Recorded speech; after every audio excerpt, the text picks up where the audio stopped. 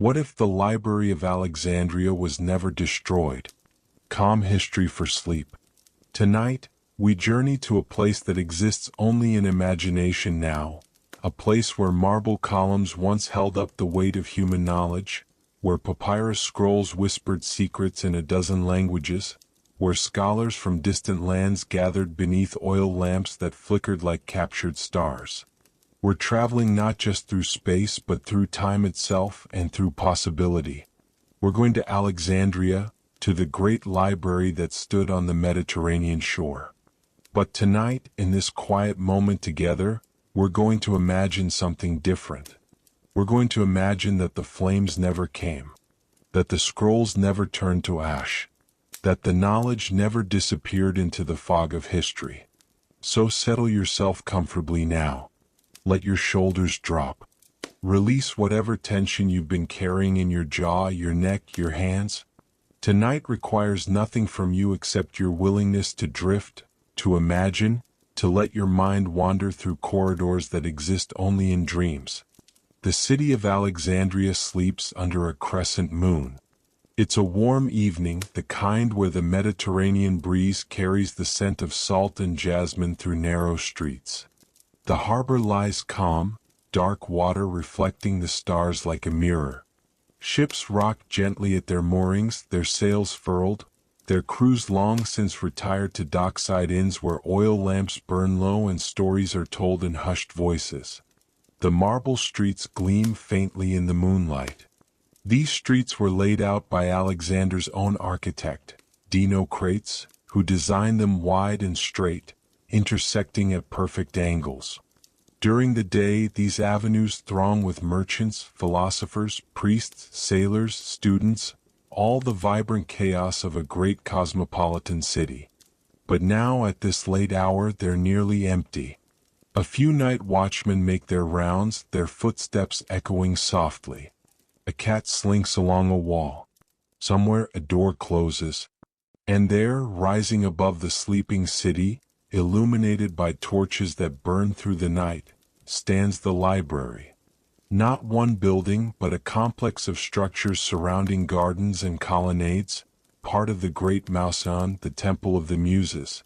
The main building is magnificent, its facade adorned with columns in the Greek style, its entrance guarded by statues of scholars and gods.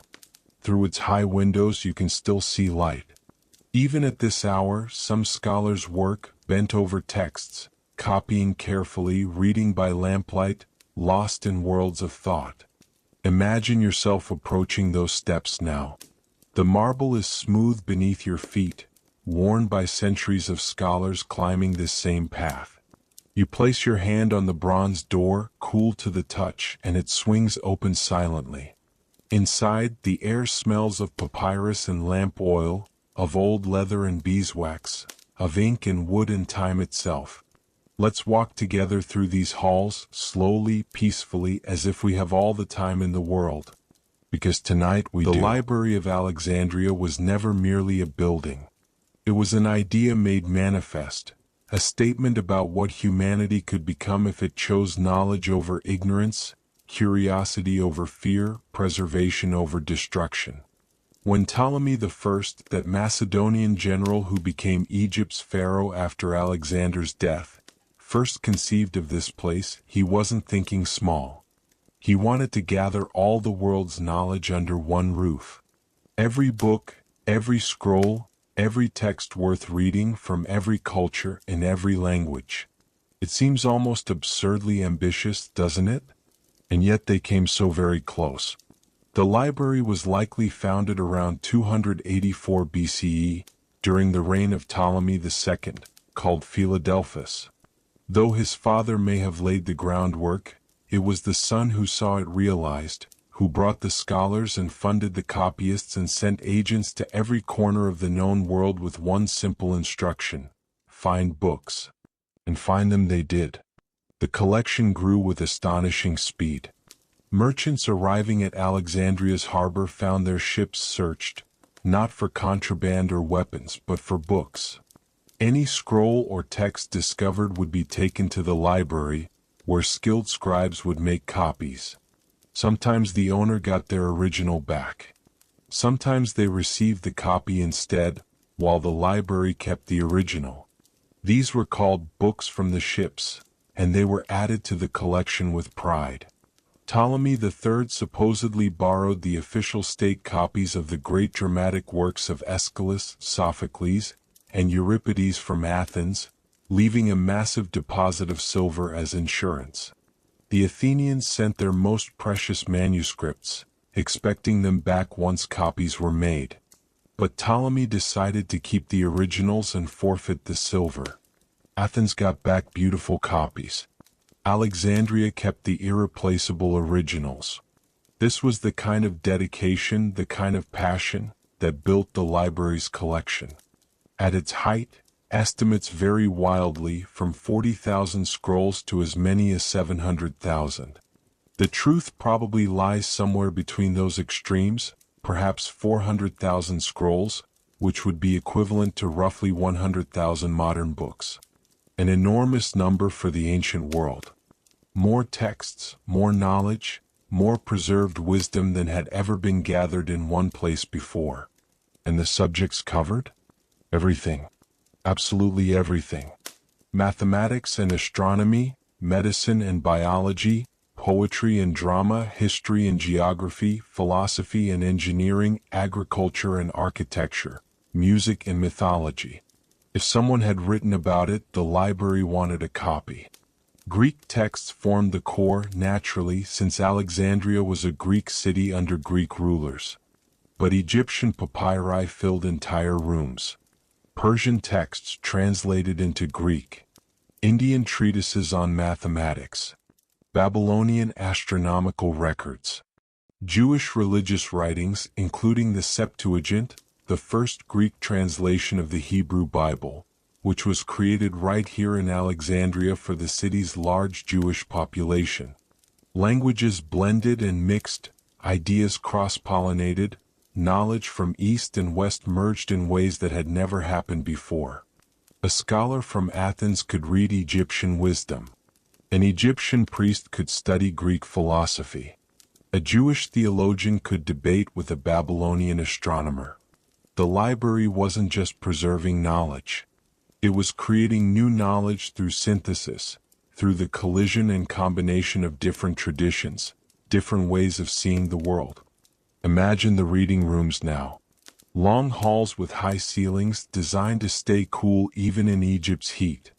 Wooden shelves lining the walls, organized by subject through the work of Callimachus, a poet and scholar who created what many consider the world's first library catalog, the Pinox. Each scroll had a small tag attached, noting its title, author, subject, even its length.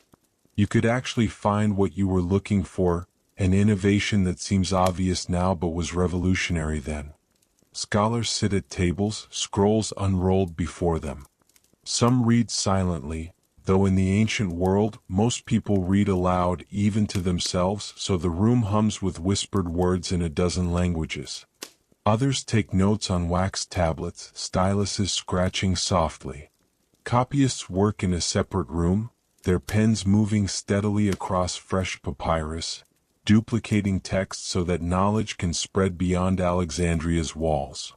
The light is gentle here, filtering through high windows during the day, provided by countless oil lamps at night.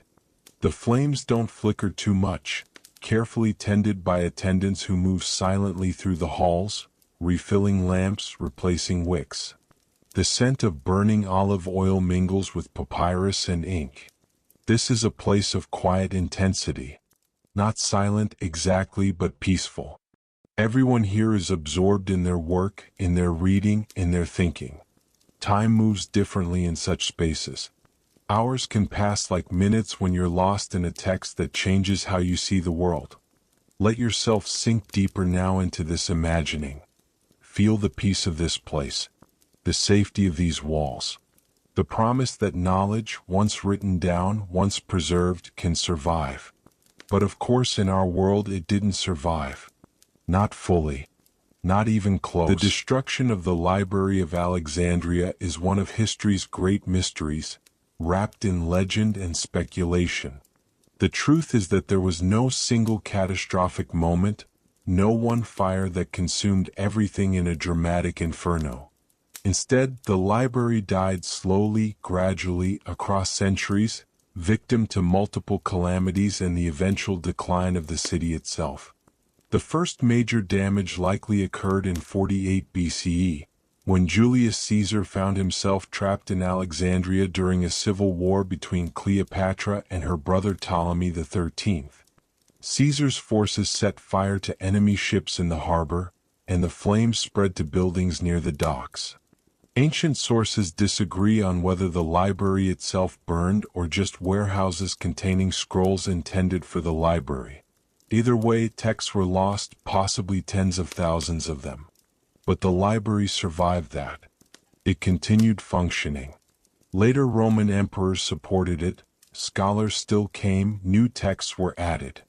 There was a daughter library in the Serapeum, the Temple of Serapis, which housed additional copies and texts.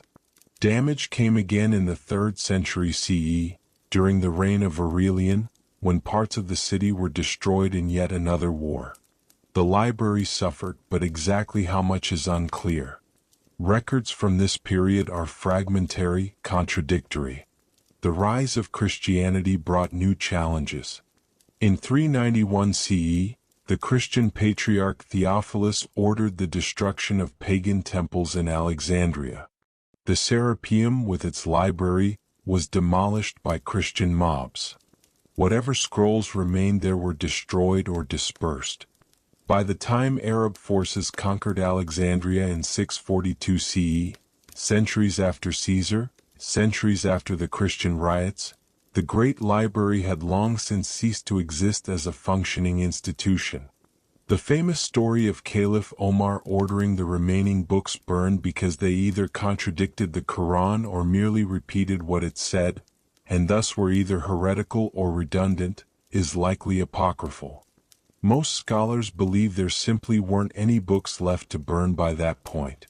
The library died not in a single dramatic moment, but gradually, through neglect, through deliberate destruction, through the decline of the institution and the city that housed it, through the loss of patronage and the scattering of scholars, through fires and floods and the simple passage of time acting on fragile papyrus in a humid climate. And with it died texts we can only imagine now. Lost plays by Sophocles and Euripides and Aeschylus. Lost books by Aristotle and Plato. Lost treatises on mathematics and medicine. Lost histories of peoples and empires about which we now know almost nothing. Lost poems, lost philosophies, lost discoveries. We catch glimpses of this lost knowledge sometimes, like seeing a distant light through fog. A later writer quotes a passage from a lost work. An Egyptian papyrus fragment preserves a few lines. A medieval Arab text mentions an ancient Greek discovery. These fragments tantalize us with what might have been. But tonight we pause at this moment of loss. We stand at the threshold of destruction and we ask a simple question. What if? What if Ptolemy's successors had remained strong, had continued supporting the library with gold and protection? What if Caesar's fire had been controlled before it spread? What if the Christian mobs had been turned aside? What if the scrolls had been copied onto more durable materials, distributed to other libraries, preserved through redundancy rather than centralization? What if the fire never came? Let that question hang in the air for a moment. Feel its weight. Feel its possibility. Tonight, in this imagined world we're building together, the fire never comes. The flames don't spread from the harbor. The mobs don't torch the Serapeum. The patronage doesn't falter. The institution endures. And we're going to explore gently, peacefully what that might have meant. Not as hard history but as a peaceful dream, a meditation on knowledge and its preservation, on what we lost and what we might have gained. Take a slow breath. Release it. Let your body settle deeper into comfort. The library stands. The scrolls remain safe. and the world unfolds differently. In this alternate world where the library survives, imagine what happens as the centuries unfold. The knowledge doesn't disappear. It continues to grow, like a tree adding rings, like a river branching into tributaries, like light spreading across a dark room. The medical texts of ancient physicians, those careful observations of symptoms and treatments, of anatomy and surgery, remain accessible. They're studied not just for historical interest but as living documents, constantly annotated, updated, improved. The work of Herophilus, who identified the brain as the controlling organ of the body, who distinguished between arteries and veins, whose anatomical discoveries were based on careful dissection and observation, this work isn't lost in the chaos of history's upheavals. Instead, it becomes the foundation for continued research. Each generation of physicians builds on the previous generation's knowledge. They add their own observations, their own discoveries.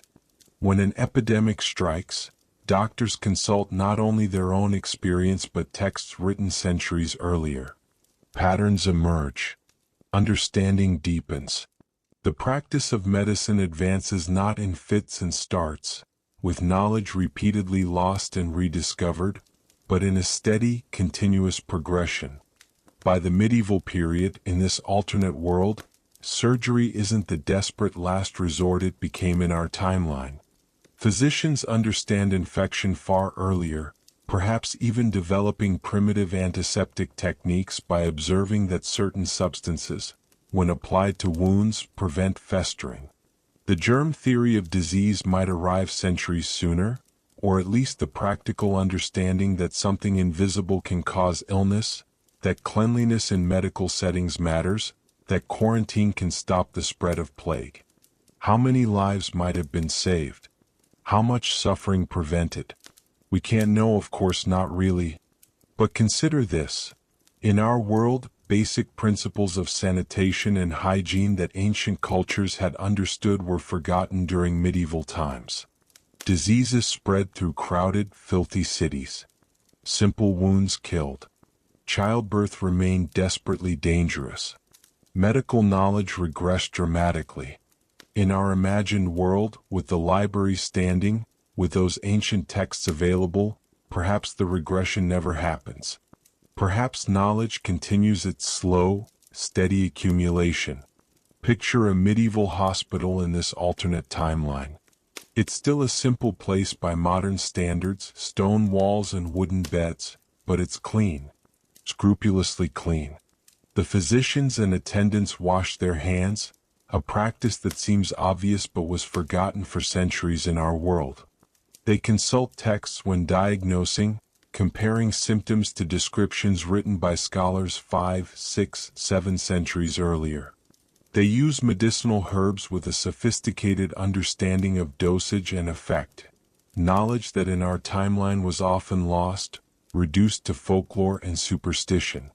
A woman in labor is attended by midwives who've been trained not through oral tradition alone but through written texts, illustrated manuals passed down from ancient times, improved and annotated by each generation. The mortality rate is still high by modern standards, but significantly lower than in our timeline's medieval period. This is the power of preserved knowledge.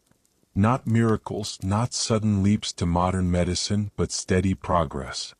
Each generation standing on the shoulders of those who came before, rather than starting from ruins and fragments.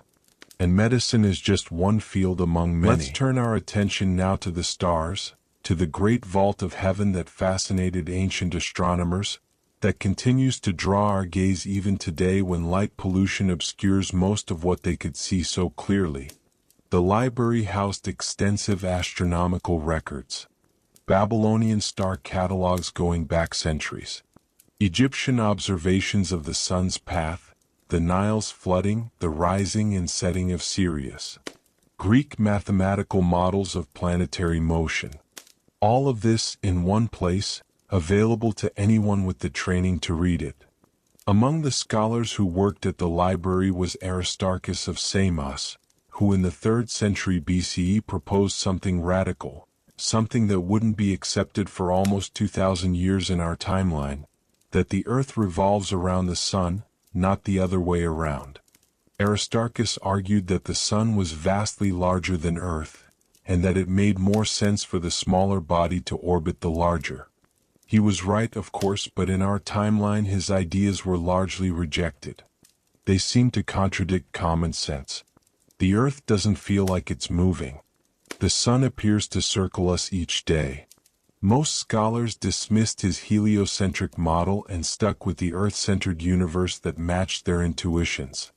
But what if, in our alternate world, Aristarchus's ideas weren't dismissed?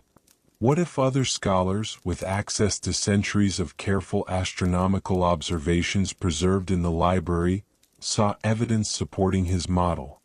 What if the heliocentric view gradually gained acceptance, not as heresy but as the most elegant explanation for what the careful watching of the heavens revealed? This wouldn't change everything overnight. Ancient peoples wouldn't suddenly launch satellites or land on the moon, but it would change how people thought about their place in the cosmos. It would change the direction of scientific inquiry. And perhaps most importantly, it would prevent a major intellectual error from becoming entrenched for centuries. In our timeline, the geocentric model, perfected by Ptolemy of Alexandria in the 2nd century CE, became the unquestioned truth. The Catholic Church adopted it. To challenge it became heresy. When Copernicus proposed the heliocentric model in the 16th century, and when Galileo defended it, they faced enormous resistance, even persecution. Galileo spent his final years under house arrest for daring to say that Aristarchus had been right 15 centuries earlier. In our alternate timeline, perhaps this entire intellectual battle never happens. The heliocentric model is simply the accepted understanding of how the solar system works. Scholars build on it, refine it, use it to make better predictions of eclipses and planetary positions. Navigation benefits. Calendar making improves. The psychological impact is subtler but perhaps even more profound. Humanity understands from an earlier time that Earth is not the center of everything, that we orbit a star, that our perspective is not privileged, that intellectual humility is warranted when contemplating the cosmos. Another scholar, Eratosthenes, who served as the library's 3rd head librarian, made one of the most elegant measurements in history. He calculated the circumference of Earth with remarkable accuracy, using nothing but geometry, careful observation, and the distance between two cities. When he learned that at noon on the summer solstice, the sun shone directly down a well in the southern city of Syene, casting no shadow, while in Alexandria to the north, a vertical pole cast a shadow at the same moment, he realized this difference could only occur if Earth's surface was curved. By measuring the angle of the shadow in Alexandria and knowing the distance to Syene, he calculated Earth's circumference. His result was within about 10% of the true value. In our timeline, this knowledge was preserved, passed down, but often doubted. Medieval Europeans weren't sure Earth was round. Columbus didn't sail west to prove Earth was spherical. Educated people already knew that. He sailed west because he thought Eratosthenes' calculation was wrong, that Earth was smaller than it actually is, making Asia reachable by sailing west from Europe. He was wrong about Earth's size, but lucky enough to encounter continents no one in Europe knew existed. In our alternate world, with the library standing, with Eratosthenes' calculation and method well documented and repeatedly confirmed by later scholars, perhaps this confusion never arises. The size and shape of Earth are known facts as certain as the phases of the moon. This enables better maps, more accurate navigation, a clearer understanding of geography. Imagine a medieval merchant in this alternate timeline, consulting maps based on centuries of accumulated geographical knowledge. The maps aren't perfect, of course. Parts of the world remain unknown, yet to be explored. But the maps they have are far more accurate than the medieval maps of our timeline, which were often wildly distorted, based on incomplete information, legend, and theological assumptions about how the world must be structured. Ships sail with greater confidence. Fewer are lost to miscalculation. Trade routes are optimized. The exchange of goods and ideas between distant lands happens more efficiently. None of this is dramatic. There are no sudden revolutions. But the cumulative effect over centuries is significant. Knowledge builds. Understanding deepens. The world gets smaller, more connected, more comprehensible. Let's consider technology now, though we must be careful here. There's a persistent myth that if only the library had survived, we'd have had Industrial Revolution 15 centuries early, that we'd be colonizing Mars by now. This is almost certainly wrong. The preservation of texts alone doesn't trigger technological revolution. That requires economic conditions, social structures, available resources, political stability, countless factors beyond mere knowledge. But still, some things might have been different. The library housed descriptions of remarkable devices. Hero of Alexandria, sometimes called Heron, was an inventor and mathematician who probably taught at the Mouseion. He wrote a book called Pneumatica, describing machines that worked on air, steam, and water pressure. Among his inventions was the Eolipile, a hollow sphere that rotated when steam was blown through bent tubes attached to it. It's sometimes called the first steam engine, though that's generous. It was more of a toy, a demonstration of principles rather than a practical device. Still, imagine if Hero's work, rather than being lost and forgotten, had remained continuously available, studied by each generation of scholars and engineers. Might someone at some point have seen the potential to scale up the Eolipile, to harness its rotational power for practical purposes? The Romans had the metallurgy to build pressure vessels. They had the need for power sources, whether for pumping water out of mines or grinding grain or 100 other tasks. They used water wheels and animal power, but what if some clever Roman engineer, inspired by reading Hero's Pneumatica in the library, had experimented with steam power? It's possible nothing would have come of it. The economic incentives might not have been there. Labor was cheap in the Roman world, often slave labor, which removes much of the motivation to develop labor-saving devices. But it's not impossible that with the knowledge continuously available, someone might have made the connection, might have built something practical. Even if they didn't, even if steam power had to wait for its proper time regardless of what texts survived, there were other technologies described in ancient texts that could have been maintained, built upon, improved. Mechanical devices for calculation. The Antikythera mechanism, discovered in a shipwreck in the early 20th century, proved that ancient Greeks could build astoundingly sophisticated gear-driven calculating devices. This particular device could predict astronomical positions and eclipses. If such knowledge had been preserved, taught, improved, might we have seen mechanical calculation devices appearing centuries earlier? Not computers as we know them, of course, but perhaps something like the difference between a calculator and an abacus. Architectural and engineering knowledge that was lost and had to be slowly rediscovered. The Romans built magnificent aqueducts, domed buildings, heated baths. Much of this engineering knowledge was lost in the West during the early medieval period. In our alternate timeline, with the library standing, with architectural and engineering texts preserved, perhaps this knowledge continues flowing smoothly into the hands of medieval builders. Picture a medieval cathedral in this world. It's still magnificent, still reaching toward heaven, still an expression of faith and ambition. But perhaps it's built more quickly, more efficiently, with fewer collapses during construction, with better understanding of load distribution and material properties. Perhaps innovations like flying buttresses arrive sooner, or perhaps entirely different architectural solutions are developed based on continuous access to Roman engineering texts. Again, none of this is dramatic on its own. But cumulatively, over centuries, the preservation of practical knowledge means less reinvention, less rediscovery, more building on solid foundations. Take agriculture. Ancient agriculturalists knew a great deal about crop rotation, soil management, selective breeding. Much of this knowledge existed in oral tradition, but some was written down. In our timeline, agricultural knowledge regressed in many places after Rome's fall, productivity declined, famines became more common.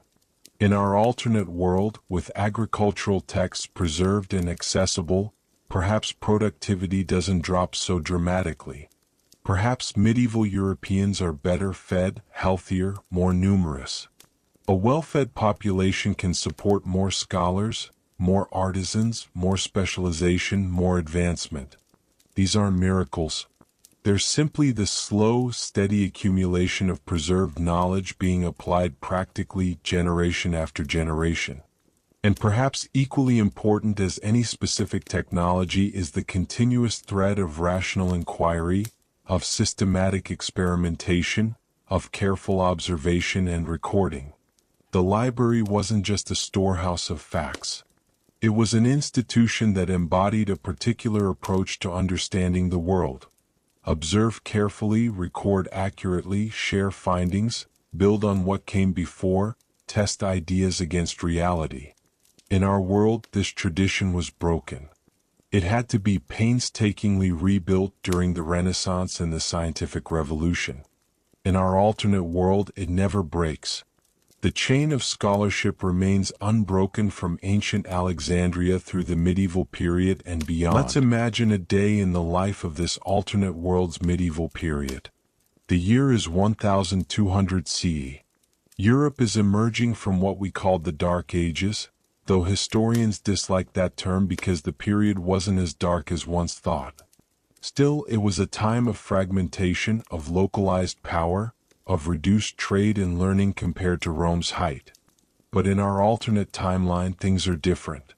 The Library of Alexandria still stands, still functions, though it's changed over the centuries.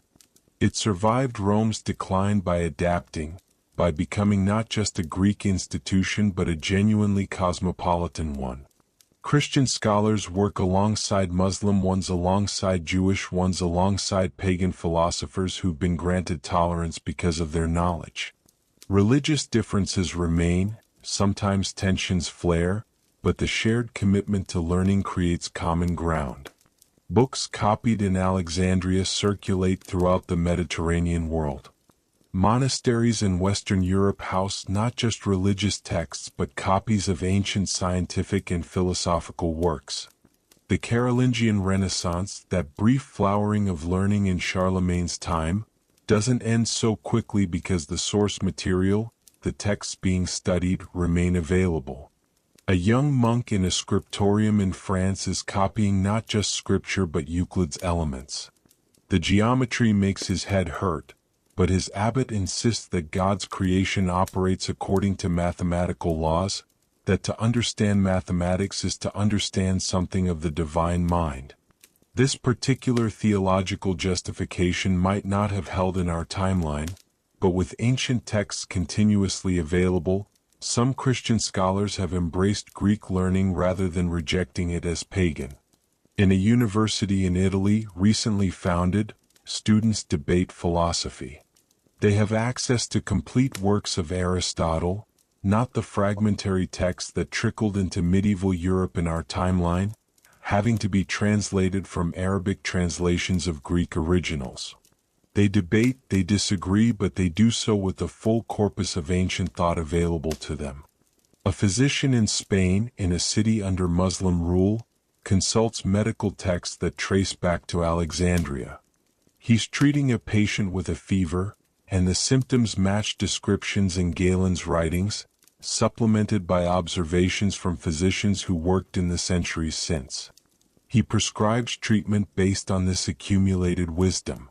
A shipbuilder in Venice studies texts on naval architecture preserved from ancient times. The ships he builds are a little more seaworthy, a little faster, a little more efficient than they might otherwise have been. None of this is revolutionary. Walk through this alternate medieval city and it doesn't look wildly different from cities in our timeline. People still live short lives by our standards. Disease and injury still kill. Poverty remains common. Political power is still often enforced through violence. The fundamental structures of medieval society remain largely unchanged. But there's more knowledge circulating, more texts available, more people able to read, more connection to the accumulated wisdom of the past. And this creates a foundation for what comes later. Because eventually, inevitably, the Renaissance arrives. And when it does in this alternate timeline, it doesn't have to rediscover lost classical knowledge. That knowledge never was lost. Instead, the Renaissance becomes purely about innovation, about building on solid foundations, about taking knowledge that's been continuously maintained and pushing it in new directions. The printing press, when it's invented, doesn't have to start by printing classical texts that survived only in single fragmentary copies. Instead, it can immediately focus on spreading newer ideas, newer discoveries, newer ways of thinking.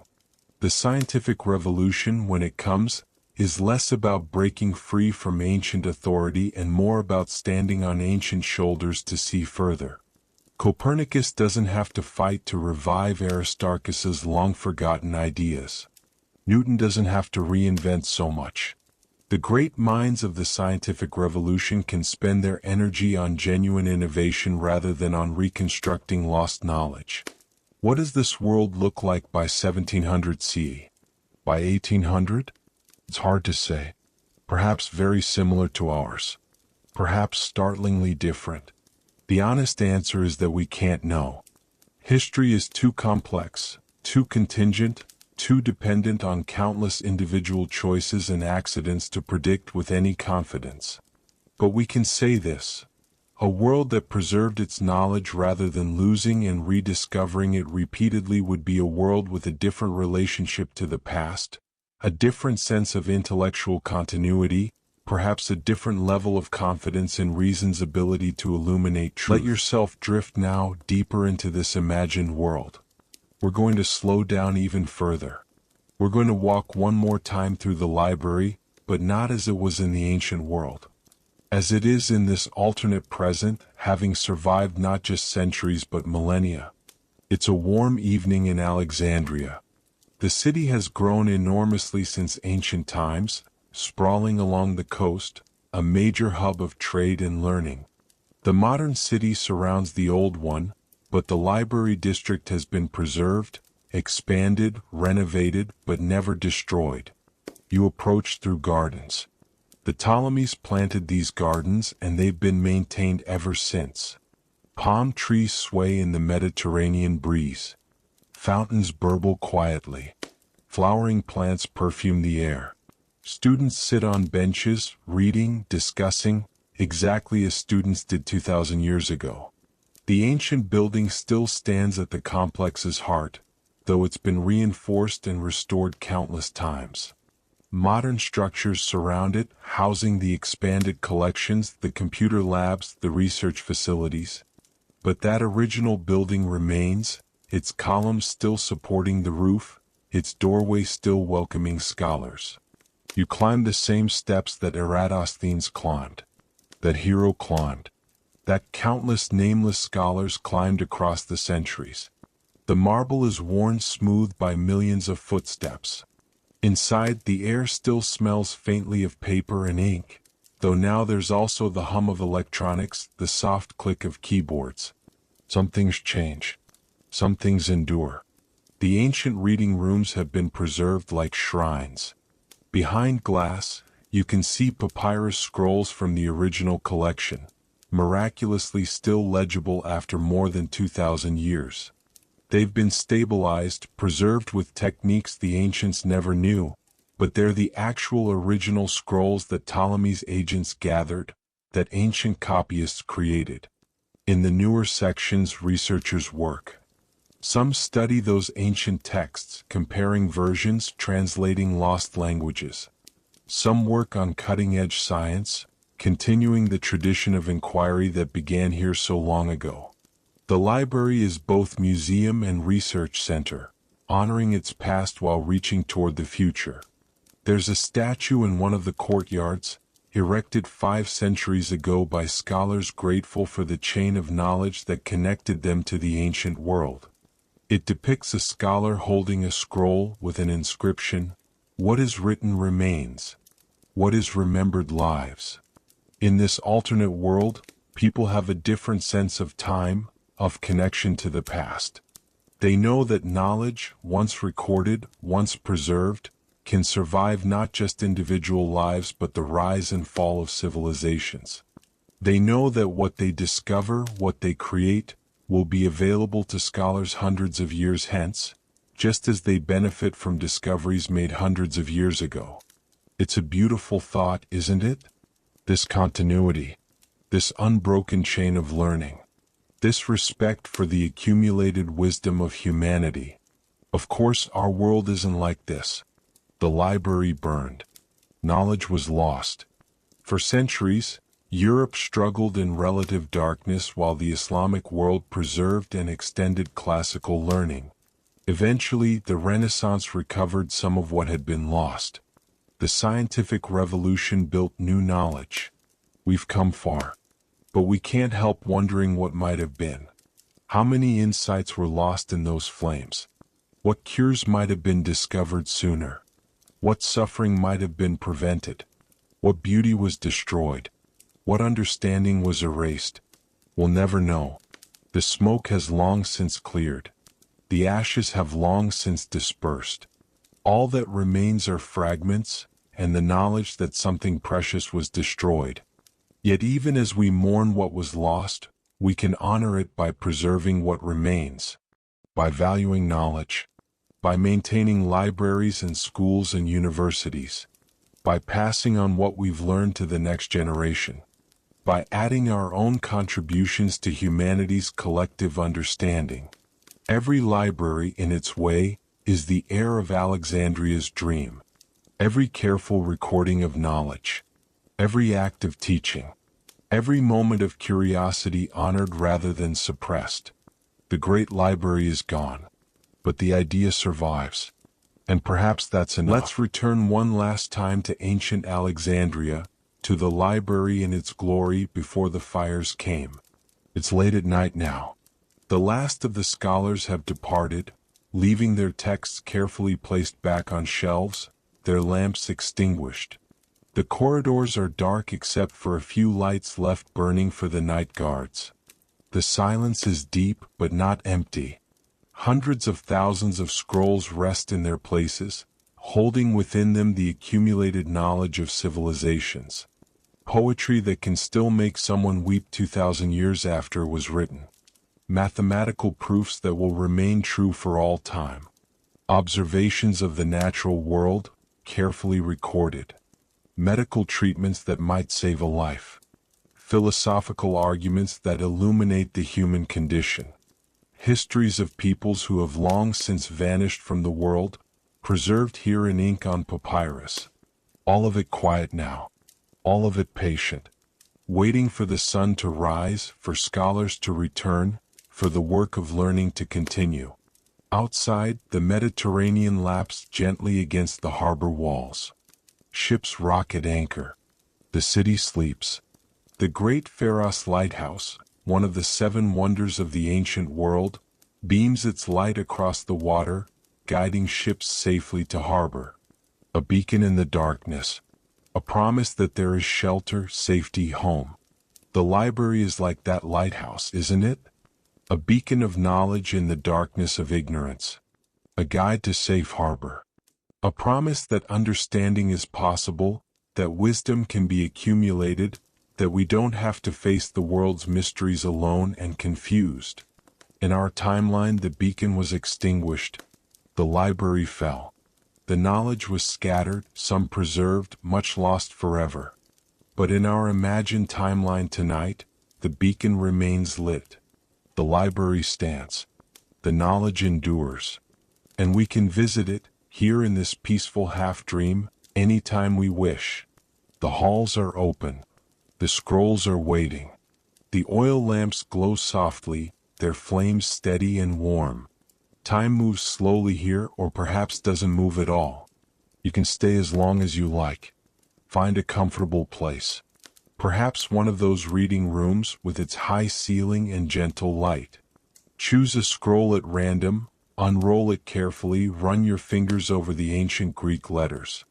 Maybe you can read them, maybe you can't, but either way you can feel the weight of time in your hands, the presence of the scholar who wrote this, who lived and thought and struggled to understand just as you do.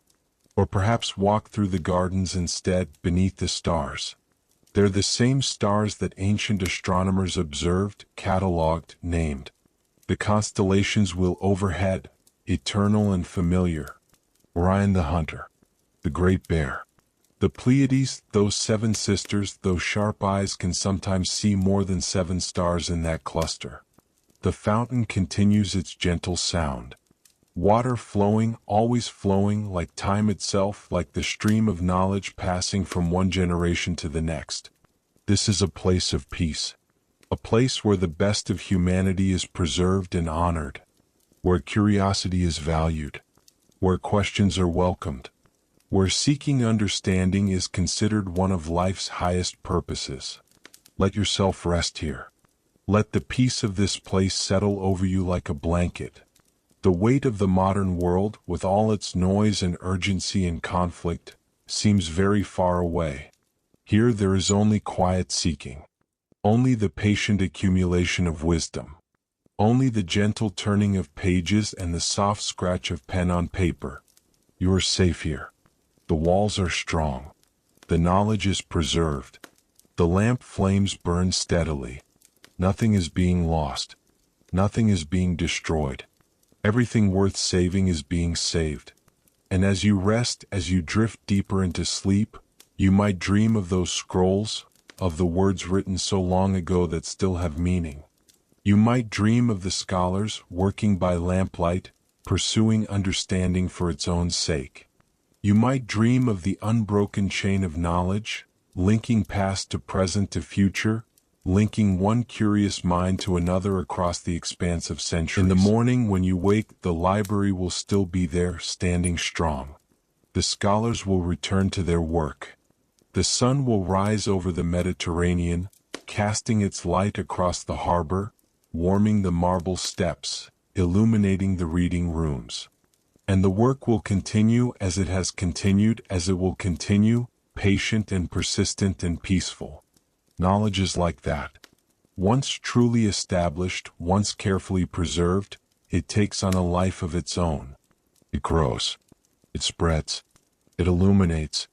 Like light spreading across a dark room, once it starts, it's very hard to stop. In our world, the light was dimmed for a time. The flames consumed. The knowledge scattered. But even in our world, enough survived. Enough was preserved by scholars in Byzantium, in the Islamic world, in monasteries across Europe. And when the time was right, when the conditions allowed, that preserved knowledge sparked new fires, the fires of the Renaissance, the Enlightenment, the scientific revolution. The dream of Alexandria wasn't destroyed, not completely. It was transformed, moved. It found new homes. And in libraries around the world today, that dream continues. Not in one magnificent building housing all knowledge, but in thousands of institutions, millions of books, billions of documents, all part of humanity's ongoing effort to understand, to remember, to preserve. So perhaps our alternate timeline and our actual timeline aren't so different after all. In both, knowledge survives one way or another. In both, there are people dedicated to preserving and extending human understanding. In both, the work continues. The Library of Alexandria stands, if not in stone and papyrus, then in spirit. Every time someone seeks knowledge rather than remaining ignorant. Every time a discovery is carefully recorded rather than lost. Every time wisdom is passed from teacher to student. The library stands. It stands in your local library where books wait patiently for readers. It stands in schools and universities where curiosity is encouraged. It stands in museums where artifacts are preserved. It stands in archives where documents are protected. It stands wherever knowledge is valued and protected. And it stands in each of us when we choose to learn, to remember, to pass on what we know. We are all, in our small ways, librarians of Alexandria, curators of human knowledge, links in the great chain of understanding that stretches from the deep past into the unknown future. The night grows deeper now. The moon has set. The stars will slowly overhead. In the library, the last lamps are extinguished. The great building settles into darkness and silence. But it's not a fearful darkness. It's peaceful, restful. Like closing your eyes at the end of a long day, knowing that everything important has been preserved, that tomorrow you can return to the work, that nothing has been lost. The scrolls rest on their shelves, containing within them worlds of knowledge. Histories and poems, calculations and observations, arguments and discoveries, all waiting quietly through the night. Outside, the sea continues its eternal rhythm. Waves approach the shore, retreat, approach again. The sound is ancient, older than humanity, older than life itself. Water against stone, over and over, patient and persistent. In this rhythm there is something profound. The universe continues. Time flows. And within that flow we create pockets of order and meaning. We observe, we record, we remember. We build institutions to preserve what we've learned. We pass knowledge from generation to generation. It's a small act of defiance against time and entropy. Everything decays. Everything is eventually lost. But by writing things down, by preserving them, by teaching them to others, we slow that process. We create continuity where otherwise there would be only fragmentation. The Library of Alexandria, in all its versions, real and imagined, represents this defiant hope. The belief that knowledge matters. That understanding can be accumulated. That the work of one generation can inform the next. That we are not alone, but part of a great ongoing conversation spanning centuries, linking minds across time. Even in sleep, some part of us understands this. Even as we dream, we are processing information, making connections, consolidating memories. The mind at rest is still working, still learning, still building its own internal library of experience and understanding. So rest now peacefully, knowing that the work continues. The library stands in whatever form it takes. Knowledge is being preserved. Understanding is being extended. The conversation continues and you are part of it even in your sleep. The reading rooms are quiet. The gardens are still. The fountain whispers its eternal song. And somewhere in the darkness, a scroll waits for tomorrow's reader, patient as stone, enduring as starlight. We imagine sometimes that history moves in straight lines, that progress is inevitable, that what is learned can never be unlearned. But we know better, don't we? We know that knowledge can be lost, that civilizations can fall, that darkness can return. The Library of Alexandria's destruction taught us that nothing is permanent, nothing is guaranteed. Even the most magnificent institutions can crumble. Even the most carefully preserved knowledge can burn. But here's the other side of that lesson. As long as people care, as long as people value knowledge and work to preserve it, the light can be rekindled. Even after the library burned, even after centuries of loss, the dream of Alexandria survived. Scholars kept working. Books kept being copied. Knowledge kept being passed on. In the Islamic Golden Age, scholars in Baghdad and Cordoba preserved and extended classical learning. The House of Wisdom in Baghdad was a conscious attempt to recreate what Alexandria had been, a place where texts from all cultures were translated, studied, and preserved. In medieval European monasteries, monks copied manuscripts by hand, hour after hour, day after day, preserving texts that might otherwise have been lost. During the Renaissance, scholars searched desperately for ancient manuscripts, paying fortunes for texts that had survived. They learned Greek to read the classics in the original. They established new libraries and universities. In the modern era, we've built more libraries than at any previous time in human history. We've developed technologies for preserving texts that the ancients couldn't have imagined. We've digitized millions of books, making them accessible to anyone with an internet connection. The dream didn't die. It transformed. It adapted. It found new expressions. And now we face new challenges. Digital information can be lost as easily as papyrus can burn. Formats become obsolete. Companies go bankrupt, taking their data with them. Hard drives fail. Websites disappear. We need new Alexandrias, new ways of preserving knowledge for future generations. We need institutions and individuals committed to maintaining the chain, to ensuring that what we learn isn't lost, that future generations can benefit from our discoveries as we've benefited from those who came before us. It's a responsibility we all share. Each of us, in our own way, is a guardian of knowledge. What we learn, we can teach. What we discover, we can share. What we create, we can preserve. The Library of Alexandria can't be rebuilt. The original is gone forever. But its spirit, its mission, its dream, these can be renewed in every generation. And perhaps that's the real answer to our question tonight. What if the library had never been destroyed? Perhaps it wasn't, not really. Perhaps it's been reborn again and again, in different forms, in different places, whenever and wherever people value knowledge enough to work to preserve it. Perhaps the Library of Alexandria exists right now, dispersed across thousands of institutions, millions of people, all working in their own ways to preserve and extend human understanding. Perhaps you are part of the library. Perhaps we all are. The eastern sky is beginning to lighten now, though dawn is still far off. That deep blue-black of pre-dawn, when the brightest stars are still visible but you can sense the sun approaching, waiting beyond the horizon. In the library nothing stirs. The building rests, gathering strength for another day of service. When the sun rises, the doors will open. Scholars will arrive. The reading rooms will fill once more with quiet activity. The work will continue.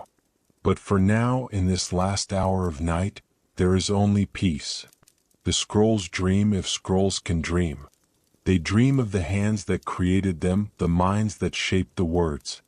They dream of all the eyes that have moved across their surfaces, all the minds they've informed, all the understanding they've sparked. They dream of continuity, of endurance, of meaning persisting across time. And perhaps they dream of you, the reader of the future, whoever and whenever you are, connecting across the centuries through the medium of written words, through the miracle of preserved knowledge. Because that's what writing really is, isn't it? A form of time travel. The scholar who wrote a text 2,000 years ago speaks directly to you when you read their words. Their mind touches yours across the expanse of centuries. Death couldn't silence them. Time couldn't erase them. As long as their words survive, they live. This is why the loss of the library was such a tragedy. Not just because texts burned, but because voices were silenced. Minds that had sought understanding, that had made discoveries, that had created beauty were cut off from the future. The chain was broken. The conversation was interrupted. But in our imagined world tonight, the chain remains unbroken. The conversation continues. Every voice that contributed to the library's collection remains audible, speaking to each new generation, informing and inspiring. A physician in the 10th century reads Hippocrates and Galen, not as ancient history but as recent colleagues, adding their own observations to the ongoing dialogue. A mathematician in the 13th century extends Euclid's theorems, building directly on foundations that have never crumbled. A philosopher in the 16th century debates with Plato and Aristotle as if they're still alive, their arguments as fresh and challenging as the day they were written. This is the gift of preserved knowledge. The dead can speak. The past can teach. Understanding can accumulate across generations. And when you lie down to sleep, in whatever century you're reading this, you carry within you the knowledge of countless people who came before. Everything you know you learned from someone who learned from someone who learned from someone, stretching back in an unbroken chain to those earliest humans who first began to wonder about the world and share their insights.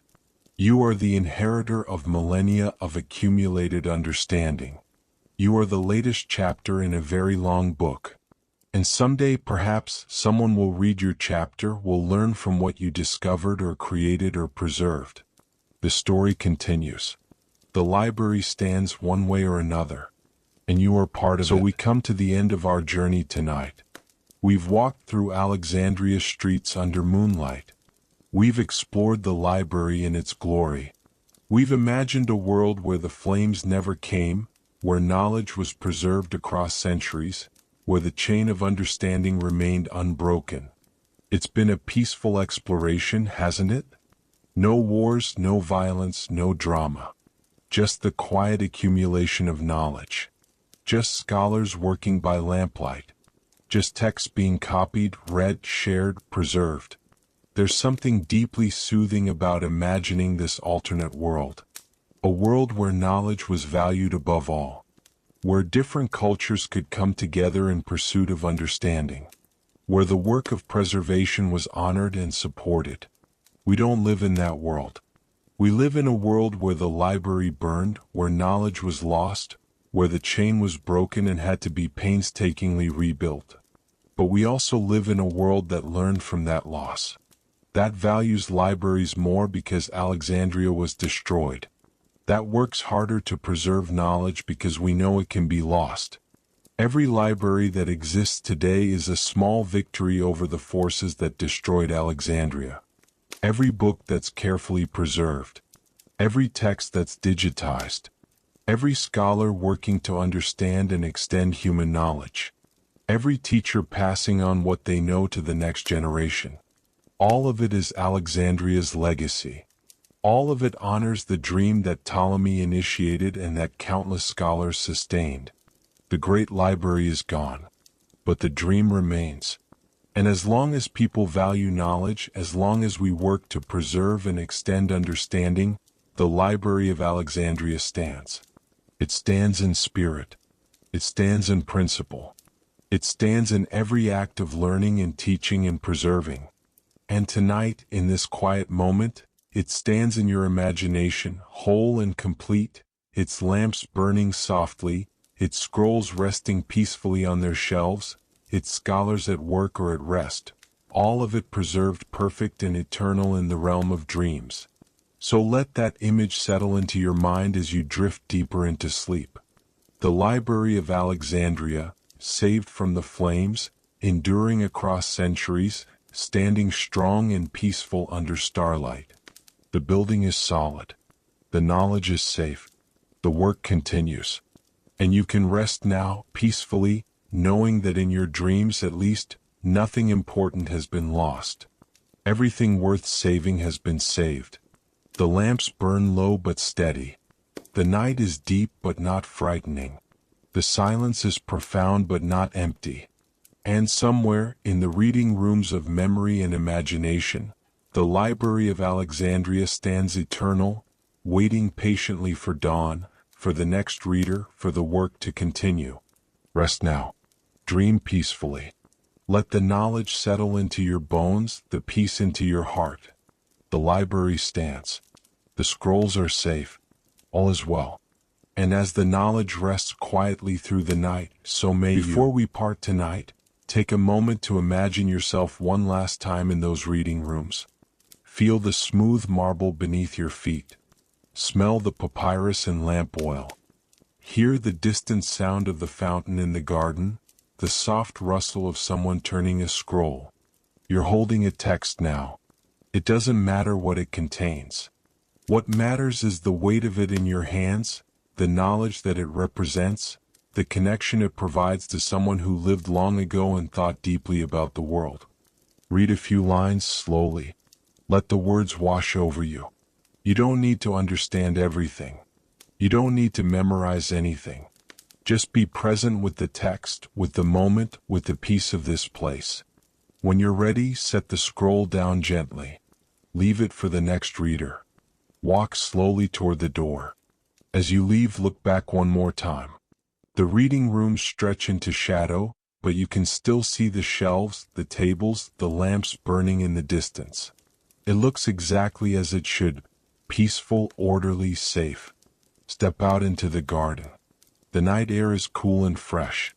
Above, the stars are beginning to fade as dawn approaches, though the sun hasn't yet risen. You've been here in this place, in this dream. The Library of Alexandria, preserved and eternal, existing now in your imagination as clearly as it once existed in stone and papyrus.